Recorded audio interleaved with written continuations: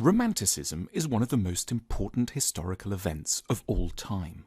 Unlike a lot of what gets called history, Romanticism isn't a war or a piece of technology or a political event. It refers to the birth of a new set of ideas. It's about a mindset and a way of feeling.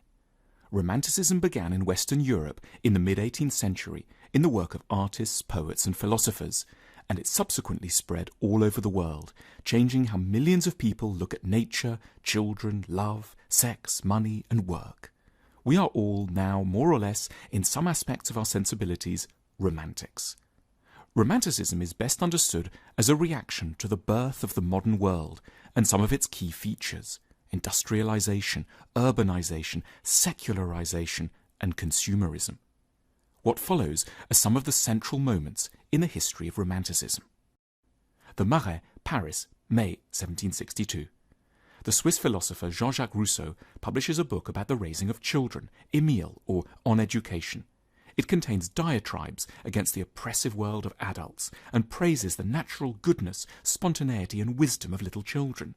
It is at points extremely anxious to get mothers to breastfeed their offspring, the first sustained argument for this practice in Western civilization.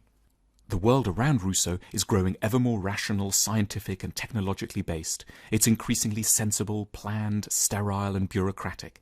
Against all of this, Rousseau emphasizes the child, the original rebel, the representative of everything that's pure, unschooled and outside of adult discipline.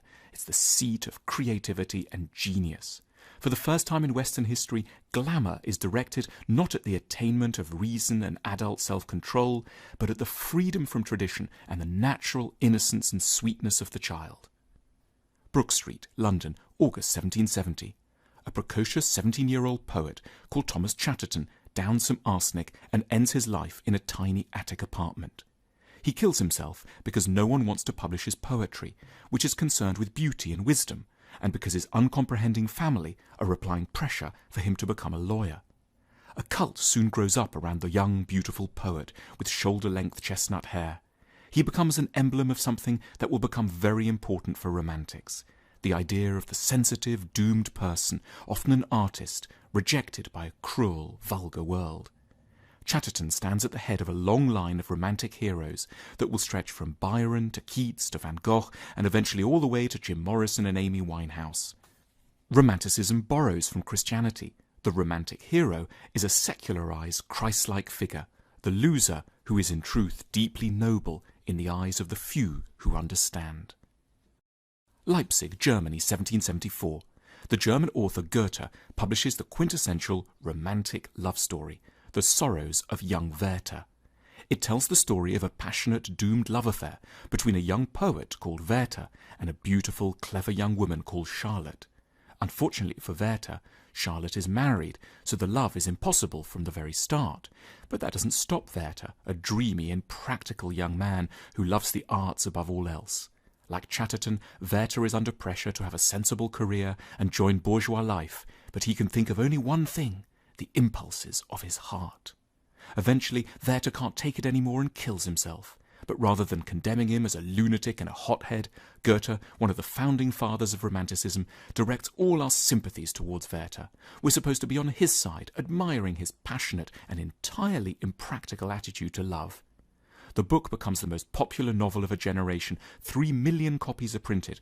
Napoleon declares it the greatest work of European literature, and it dramatically changes how many people think of love, privileging dramatic outpourings of feeling over more traditional, rational concerns for class, lineage and money.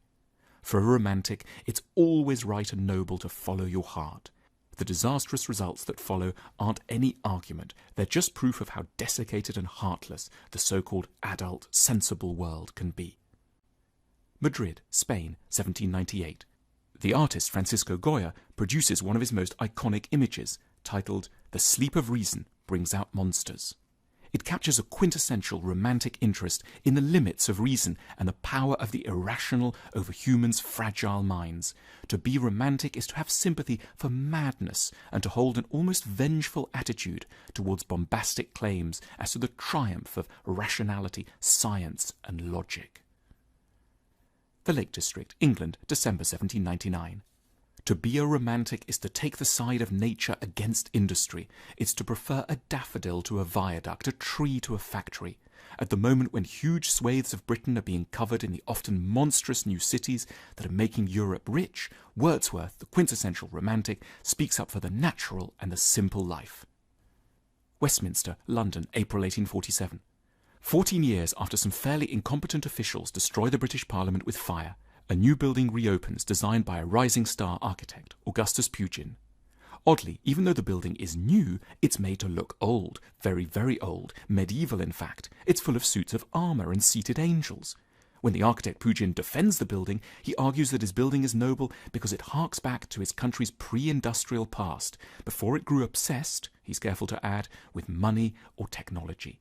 It begins a cult of the Middle Ages, a big theme in Romanticism, which identifies in the world of knights and castles, a nobility that is thought missing from the factories and shopping arcades of the modern world. Le Havre, April 1891. The French painter Paul Gauguin set sail for Tahiti, hoping to escape everything that is artificial and conventional.